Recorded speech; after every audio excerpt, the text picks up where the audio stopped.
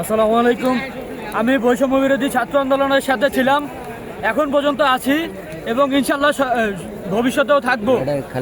আমাদের হাদি ভাইয়ের সাথে আমার বৈষম্য বিরোধী ছাত্র আন্দোলনের সময় কথাবার্তা।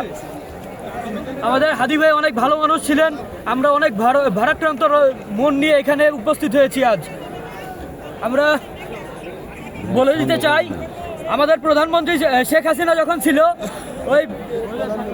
ওই প্রধানমন্ত্রী ওই স্বৈরাচার থাকার সময় আমাদের মুক্তিযোদ্ধা ভাইদের তুলে নিয়ে এসে তাদের শাস্তি দিতে পারছে। আর আমাদের এখন যারা বর্তমানে তারা সরকারে আছে, তারা ভারতীয় আধিপত্যকে কেন তুলে নিয়ে আসতে পারতেছে না, তাদের ভারতীয় আধিপত্যকে কেন উকড়ে ফেলাতে পারতেছে না। আমরা তাদের কাছে এই জবাব দিয়ে চাই। ইনশাল্লাহ আমরা যতক্ষণ না ভারতীয় আধিপত্যকে বাংলাদেশের থেকে উঠাতে পারছি, ততক্ষণ আমরা রাজপথ ছাড়বো না ইনশাল্লাহ।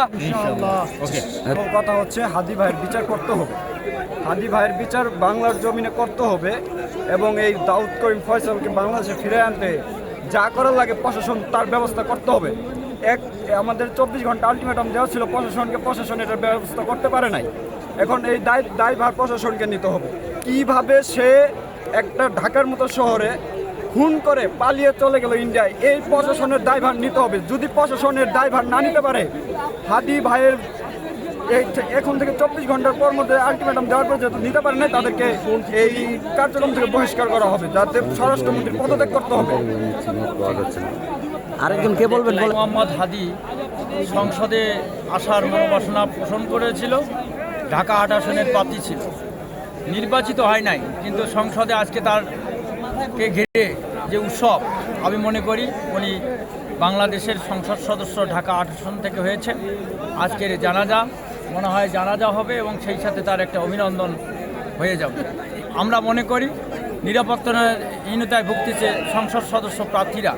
ইতিমধ্যেই নারায়ণগঞ্জ থেকে একজন প্রার্থী তার দলীয় থেকে ছড়িয়ে দাঁড়িয়েছেন।